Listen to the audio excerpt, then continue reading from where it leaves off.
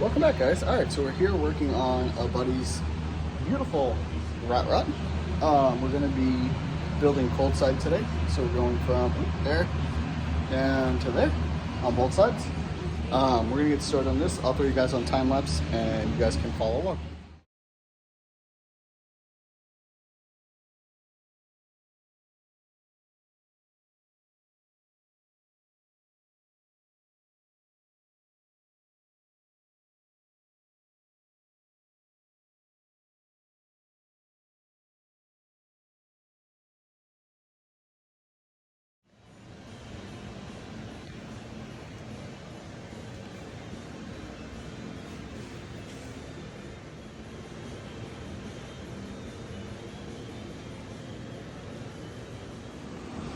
All right, so we've got the cold side pipe cooling because I just finished that first weld.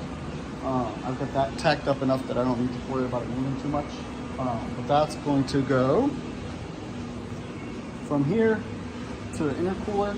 Once that's done, I have to make this pipe from there to there, and that'll complete that side. I'll tack that up and weld it after I test fit it. Diesel, so we don't need a blow-off valve, which is a little different for me, but hey, it is what it is. This is a super cool project, so I'm really having a lot of fun. That's, like I said, that's almost done, so that'll complete one half, and then we've got welding on the other side, and we're almost there. Super, super fun. All right, everybody, that's gonna do that. We're nice and solid. No vibration there. I can almost pick the car up from the charge pipes. So you can see, let's start with the turbo side. So he's got his V-band connector, one coupler. This is pretty much butted straight up against there to prevent any extra movement. There's a bead on this tubing. And we come down, and we 90. He had Mishimoto couplers. Great couplers. I'm just not a fan of these ones because like when this gets hot and boost goes into the corner, it expands, and I'm just not a fan. So I convinced him we're gonna do 90s. So again, down here, same thing. We're butted up against the intercooler, so you're not gonna get that off. There's also welded beads on the bottom there. And then over here, same thing. We went to a 90 with a welded bead at the bottom, making contact. So this is nice and solid. And then we come straight up. Diesels don't require a blow valve, so we don't have to put one of those. But ta-da, I'm gonna see if I can get them to come out and do a quick interview on what this is and all that fun stuff. I do know it's Cummins. Outside of it being Cummins, it's about all I know, so I'll do that. All right, so this is the owner of this 19 something.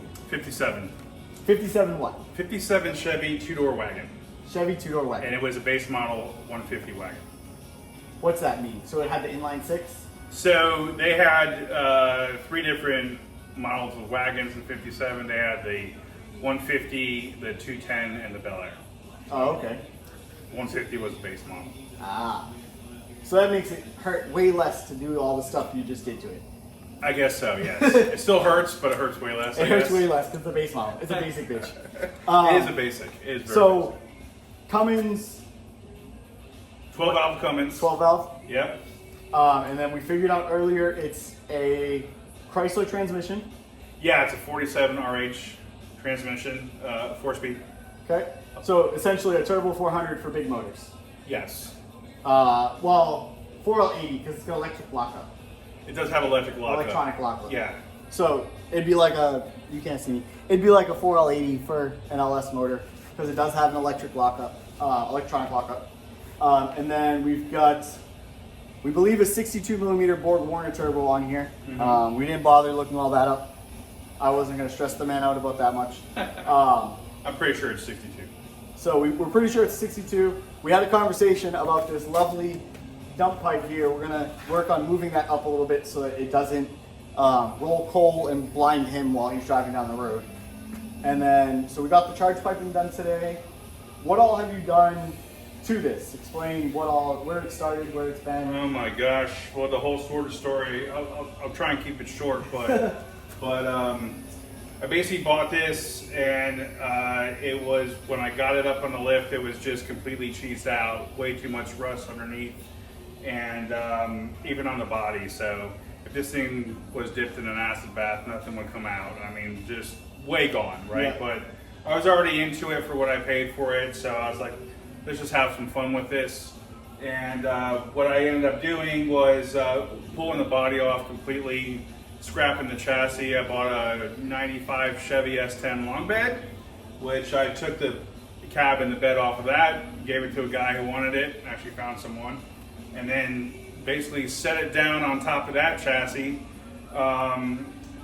and just mounted it directly to the chassis with some 1x2s going all the way across, built a tunnel in there, everything around the transmission, and it's it's solid.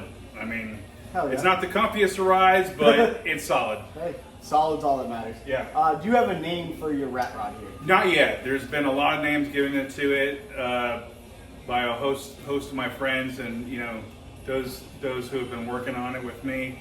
One of them is Black Mamba, and one of them is Frankenstein, because it's just like a monster. hodgepodge. It's a hodgepodge of shit.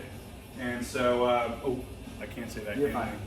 And then, but I've got a couple of different names rattling on my head, but once I get down to the paint, it's all going to kind of flush itself out, and I'll end up coming up with an official name at that point in time. Oh yeah. Yeah. There you go. So this is what we worked on today.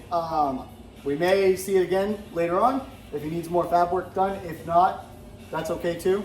I look forward to seeing this thing make passes at the track, and at some point seeing it out on the road. Hopefully the RX-7 is out at the same time and we can cruise around and have some fun. Absolutely. But sir, thank you very much for letting me work on it. Yeah. I appreciate it. My pleasure. And that's going to do it all for this week. As always, comment, like, share, subscribe, get up, get after.